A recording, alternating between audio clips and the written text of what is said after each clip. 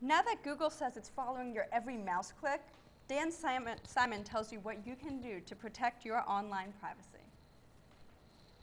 In the morning, I check the headlines on Google News, send some personal email using Google's Gmail. I may check Google Maps for driving directions. Later at work, I remember to do a Google search for plumbers. I also need to do research for this story. More searches. Later, I'll glance at my Google Calendar for appointments, upload some videos to YouTube, and maybe I'll log on to Google Plus, the company's growing social network. And some variation of this happens almost every single day.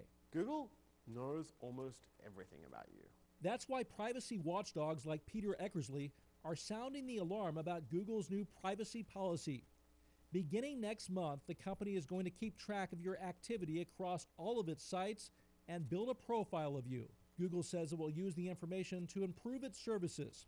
Services where, for example, a user is more likely to get better search results. We'll understand that when you search for Jaguar, you're looking for a Jaguar. Critics say the company is stomping on privacy to bolster its advertising and in turn increase its profits. If there are things that you want to keep private about your life, those records are all in there. If there are things that you actually need to prevent other people from knowing about you, those will be in there.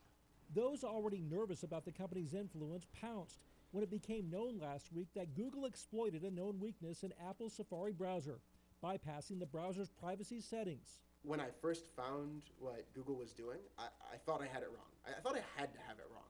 Jonathan Mayer is the Stanford researcher who uncovered the Safari breach. On the surface, he says it may not seem like a serious transgression.